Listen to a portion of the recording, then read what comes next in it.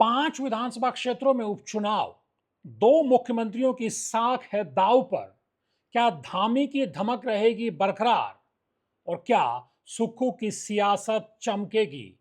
इसका फैसला आज की वोटिंग से और 13 जुलाई को आने वाले नतीजों से होने वाला है। जी हां, आज बात सिर्फ उत्तराखंड की नहीं, बल्कि हिमालयी 2 पड़ोसी राज्यों की आज बात करते हैं, यानी उत्तराखंड के साथ हिमाचल की भी बात करते हैं। आज 7 राज्यों की 13 विधानसभा सीटों पर वोटिंग, लेकिन सबसे महत्वपूर्ण है उत्तराखंड की मंगलोर और बद्रीनाथ विधानसभा सीट पर वोटिंग, और फिर हिमाचल की 3 विधानसभा सीटों पर देहरा, नालागढ़ और हमीरपुर की वोटिंग। ये बेहद महत्वपूर्ण है क्योंकि इन 2 राज्यों में 2 मुख्यमंत्रियों की साख दांव पर लगी है। सिलसिलेवार तरीके से बात करेंगे कैसे सुखविंदर सिंह सुक्खू, जो हिमाचल प्रदेश के मुख्यमंत्री हैं, उनकी पत्नी चुनाव लड़ रही हैं देहरा विधानसभा सीट से। और जाहिर सी बात है, अगर सुक्खू की पत्नी चुनाव नहीं जीत पाती हैं तो ये उनकी सियासत के लिए बहुत बड़ी खतरे की घंटी होगी। तो अगर उत्तराखंड की बात करें तो उत्तराखंड का ट्रैक रिकॉर्ड रहा है कि विधानसभा का उपचुनाव यानी सत्ताधारी दल की जीत। और अगर मुख्यमंत्री पुष्कर सिंह धामी इस मिथक को बरकरार नहीं रख पाते हैं, इस रिकॉर्ड को बरकरार नहीं रख पाते हैं, तो यह उनके विरोधियों के लिए उनके खिलाफ दिल्ली दरबार में मुहिम चलाने का बड़ा मौका साबित हो सकता है। दोस्तों नमस्कार, तनियोडा के खास political show pure politics with Pawan में आपका स्वागत है। आज उपचुनाव की बात हो रही है। जिस अंदाज में मंगलौर और बद्रीनाथ में कैंपेन कांग्रेस और बीजेपी ने किया और उसके बाद जो वोटिंग हुई, इसके बाद अब नजरें 13 जुलाई के नतीजों पर हैं, क्योंकि जिस अंदाज में मंगलौर और बद्रीनाथ में चाहे फिर मुख्यमंत्री पुष्कर सिंह धामी ने खुद मोर्चा संभाला हो और दोनों ही सीटों पर कैंपेन करते हुए धामी ने यह दावा किया कि चाहे बद्रीनाथ हो चाहे मंगलौर हो, विकास के मोर्चे पर ये विधानसभा क्षेत्र पीछे नहीं रहेंगे। और उन्होंने जिस अंदाज में बीजेपी पर विपक्ष हमलावर था, चाहे फिर बद्रीनाथ की बात करें, क्योंकि राजेंद्र भंडारी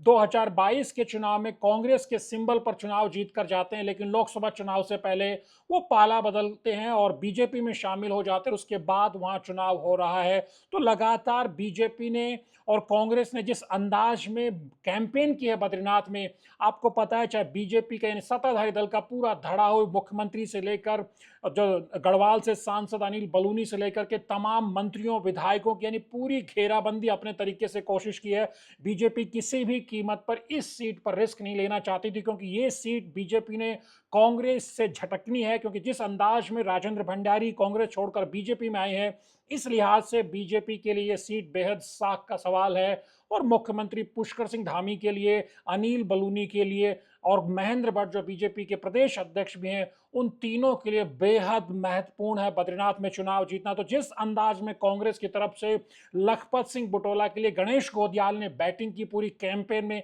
एक छोर पर वो लगातार डटे रहे हैं। जिस अंदाज में गढ़वाल के लोकसभा चुनाव में उन्होंने कैंपेन किया, हालांकि वो अनिल बलूनी के हाथों चुनाव जरूर हार जाते हैं, लेकिन कैंपेन में अपने खास अंदाज में मुद्दे उठाने के जरिए उन्होंने एक सियासी छाप छोड़ने की कोशिश की है। यही वजह है कि बद्रीनाथ सीट का पूरा दारोमदारी इस उपचुनाव में गणेश गोदियाल के कंधों पर ही है। यानी वहां फिर दिखाई दे रहा है कि चुनाव एक तरह से अनिल बलूनी वर्सेस गणेश गोदियाल जैसा, या फिर धन सिंह रावत वर्सेस गणेश गोदियाल जैसा चुनाव दिखाई दे रहा है। उसके बाद जिस अंदाज में दिल्ली से कांग्रेस आलाकमान ने तमाम गुटबाज नेताओं को मैसेज दिया, उसके बाद वहां हरीश रावत, यशपाल आर्य से लेकर के प्रीतम सिंह से लेकर करण महाराज से लेकर के, यानी कांग्रेस का हर दिग्गज बद्रीनाथ की गली गली में घूमता है, गांव गांव घूमता है और कोशिश करने की ये की जाती है कांग्रेस की तरफ से कि जो 5 लोकसभा सीटों पर करारी शिकस्त बीजेपी के हाथों झेलनी पड़ी है, वहां से वापसी का मैसेज कहीं से कांग्रेस देने की कोशिश करी। तो कितना महत्वपूर्ण है बद्रीनाथ का चुनाव हम समझ सकते हैं, या किस अंदाज में मुख्यमंत्री की साख दांव पर है। और उससे कहीं ज्यादा जो गढ़वाल के नवनिर्वाचित सांसद अनिल बलूनी की साख दांव पर है, और खुद प्रदेश अध्यक्ष बीजेपी के महेंद्र भट्ट है, उनकी साख दांव पर है। तो उसी तरह से करण मारा के लिए भी ये उपचुनाव, फिर चाहे बद्रीनाथ हो चाहे मंगलौर की बात हो, बेहद महत्वपूर्ण है, क्योंकि वो लोकसभा चुनाव हार चुके हैं और अब उनके प्रदेश अध्यक्ष पद को लेकर के तमाम तरह के सवाल कांग्रेस के भीतर उनके विरोधी उठा रहे हैं। इसी अंदाज में बीजेपी की कहीं ज्यादा बड़ी चुनौती, बद्रीनाथ से ज्यादा बड़ी चुनौती मंगलौर में है, क्योंकि मंगलौर में प्रत्याशी कांग्रेस या किसी दल से पाला बदल कर नहीं आया, बल्कि प्रदेश से एक तरह से बाहरी प्रत्याशी यानी हरियाणा से, फरीदाबाद से करतार सिंह भड़ाना को बीजेपी लेकर आई और वहां मंगलौर में उनको विधानसभा का उपचुनाव लड़ाया जा रहा है। मंगलौर वो सीट जहां पिछले 5 विधानसभा चुनाव में एक भी चुनाव बीजेपी नहीं जीत पाई है। ये ऐसी टेरिटरी है, जो ये ऐसा किला है जो अब तक बीजेपी के लिए अभेद्य रहा है। वहां 4 बार बीएसपी ने चुनाव जीता तो 1 बार कांग्रेस ने चुनाव जीता। और जिस अंदाज में हाजी सरबत करीम अंसारी के निधन के बाद यहाँ चुनाव हो रहा, तो उनके बेटे उबैदुर रहमान बीएसपी के टिकट पर चुनाव लड़ रहे हैं। उनका पूरा दारोमदार है कि अपने पिता के जाने के बाद जो सहानुभूति का वोट है, जो अंसारी बिरादरी का वोट है, जो दलित बिरादरी का वोट है, वो उनके पक्ष में लामबंद होता रहे, जैसा पिछले 5 में से 4 चुनाव में बीएसपी के पक्ष में लामबंद होता रहा है। तो काजी निजामुद्दीन चाहते हैं कि जिस अंदाज में 2024 के लोकसभा चुनाव में जो अभी खत्म हुआ है, उसमें काजी निजामुद्दीन ने जिस तरह से कांग्रेस के प्रत्याशी हरीश रावत के बेटे वीरेंद्र रावत को वहां से बड़ी लीड दिलाई है, बीजेपी के प्रत्याशी ने त्रिवेंद्र सिंह रावत के मुकाबले 44,000 से ज्यादा वोट मिले कांग्रेस को वहां, और बीजेपी 21-22,000 वोट पर सिमट जाती है, जबकि बीएसपी मात्र 5,500 वोटों पर सिमट जाती है। यानी काजी की लगातार कोशिश है कि वहां इसी ट्रैक को बरकरार रखा जाए। लेकिन कैंपेन में जिस अंदाज में करतार सिंह बढ़ाने के लिए बीजेपी ने ताकत झोंकी, फिर चाहे केंद्रीय मंत्री जयंत चौधरी से लेकर कृष्ण पाल गुर्जर से लेकर के तमाम दिग्गजों को बीजेपी ने झोंका। वहां मुख्यमंत्री ने लगातार कैंप किया, प्रदेश अध्यक्ष प्रभारी और तमाम दिग्गजों ने, त्रिवेंद्र सिंह रावत सबने वहां ताकत झोंकी है। और मंगलौर की सीट कहीं ज्यादा मुख्यमंत्री पुष्कर सिंह धामी के लिए महत्वपूर्ण है, क्योंकि अब तक जो अवैध किला है, इसे भेद करके मुख्यमंत्री धामी ये दिल्ली में मैसेज देना चाहेंगे पार्टी हाईकमान के सामने कि उत्तराखंड में धामी की धमक पहले से कहीं ज्यादा चमकदार है, कहीं ज्यादा धमक उनकी है। यही वजह है कि जो चुनाव पिछले 24 साल में बीजेपी जिस विधानसभा क्षेत्र में नहीं जीत पाई थी, वो चुनाव भी पुष्कर सिंह धामी ने जीत कर दिया है बीजेपी को। तो उसी तरह से कांग्रेस भी किसी कीमत पर मंगलौर को नहीं खोना चाहती। वो जानते हैं कि बद्रीनाथ की लड़ाई बेहद कठिन है उसके लिए, क्योंकि उनके प्रत्याशी यानी उनके जो विधायक थे वो पाला बदल करके बीजेपी में चले गए। लेकिन मंगलौर में काजी निजामुद्दीन बेहद मजबूत प्रत्याशी हैं कांग्रेस के पास, उसके मुकाबले वहां बीएसपी लोकसभा चुनाव में बेहद कमजोर नजर आई है। ऐसी स्थिति में जिस अंदाज में करतार सिंह भड़ाना को बाहरी नेता बता करके कांग्रेस ने चुनाव में एक तरह से लड़ाई लड़ी है, उसके बाद वो किसी भी कीमत पर मंगलौर की चुनावी लड़ाई को जीतना चाहेगी। और मंगलौर महाभारत में कितना इंटेंस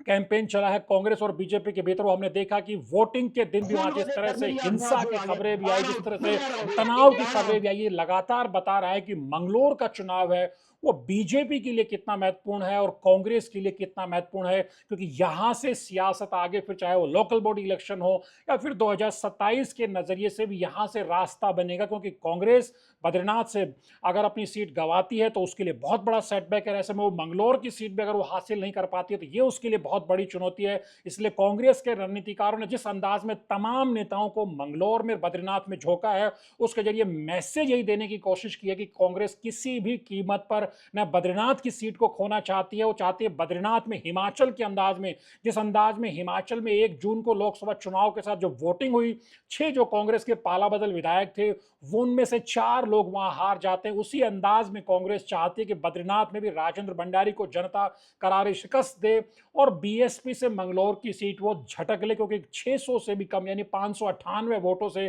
काजी निजामुद्दीन 2022 के विधानसभा चुनाव में मंगलौर में हाजी सरबत करीम अंसारी के हाथों हार गए। तो बेहद दिलचस्प है उत्तराखंड की लड़ाई, क्योंकि दोनों विधानसभा सीटों में कांग्रेस भी जीत दर्ज करना चाहती है। यहां से करण महारा की सियासत, यहां से हरीश रावत की सियासत, यहां से यशपाल आर्य की सियासत, यहां से गणेश गोदियाल प्रीतम सिंह की सियासत का भी एक तरह से आकलन होने वाला है। और कांग्रेस की जमीन 2027 को लेकर के कितनी कमजोर या मजबूत है, इसका आकलन भी इस चुनाव के बाद, इस उपचुनाव के बाद राहुल गांधी करने वाले हैं। तो इससे कहीं ज्यादा भीषण लड़ाई हिमाचल प्रदेश में, जो उत्तराखंड का पड़ोसी राज्य है, वहां भी छिड़ी हुई है। हमने जैसे पहले बताया कि जब लोकसभा के चुनाव होते हैं और 6 विधानसभा सीटों के उपचुनाव होते हैं, जो कांग्रेस के रिबेल थे उनकी सीटों पर चुनाव होते हैं, तो कितना इंटरेस्टिंग वोटिंग हिमाचल में होती है कि जनता 6 में से 4 दल बदलुओं को करारी शिकस्त दे दी थी, जिसमें राकेश शर्मा जो उत्तराखंड के पूर्व मुख्य सचिव, उनके बेटे भी चुनाव हार जाते हैं। इस अंदाज में वहां सुखविंदर सिंह सुक्खू ने जिस तरह कामयाबी हासिल की, और यह भी इंटरेस्टिंग है कि लोकसभा की चारों की चारों सीटें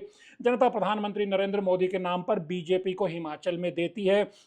यानी वोट डालते वक्त लोकसभा की सीटें बीजेपी को जा रही थी तो विधानसभा की जो 6 में से 4 सीटें कांग्रेस को गई। यही वजह है कि सुक्खू ने, मुख्यमंत्री हिमाचल ने, अपनी साख को दांव पर लगाया, क्योंकि उन्होंने अपनी पत्नी को भी चुनावी लड़ाई में, उनकी पत्नी कमलेश ठाकुर है, वो पहला विधानसभा का चुनाव लड़ रही हैं। उनको देहरा जो विधानसभा सीट है वहां से जो निर्दलीय प्रत्याशी को, ये जो 3 सीटें हैं, देहरा, नालागढ़ और हमीरपुर, जिनमें वोटिंग